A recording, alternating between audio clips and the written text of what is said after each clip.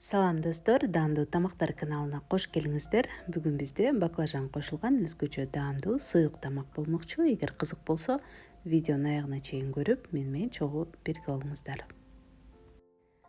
Бизге болжол менен 2,5 литрдей кайнатылган шорпо керек. Ал үчүн этти же сөөктү муздак сууга салып, туз кошуп, 1,5 сааттай кайнатып алабыз.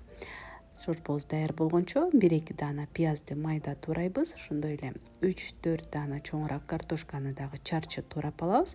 Ал эми 2 даана баклажанды мындан дагы бир аз майдараак кылып туурасак болот.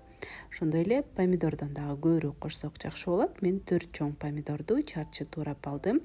Көк чөптөрдөн укроп, петрушка, көк пияз кошсок болот. Жана 3 тишче сарымсакты майда кылып туурап алабыз.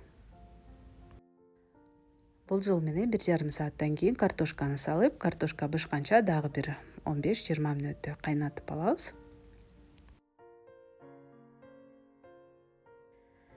Ал эми табага бир аз өсүмдүк майын куюп, алгач пиязды жумшартап 1-2 мүнөттөй кууруп алабыз. Үстүнө баклажанды салып, баклажан дагы толук бышканча улам аралаштырып турабыз дагы, кууруй беребиз. Баклажан жумшаргандан кийин гана помидорду үстүнө салып, дагы 1-2 мүнөттөй демдеп капкагын жаап да койсок болот. Улам аралаштырып турабыз. Татымалдардан бир аз туз, кара мурч жана кызыл таттуу калемпир кошсок болот.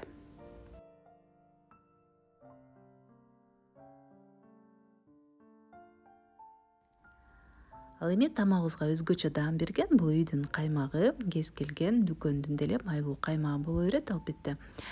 3 аш кашыктай кошуп, жакшылап аралаштырып, шорпобузга куябыз. Шорподогу этти чыгарып алып, аны дагы майдалап туурап алабыз.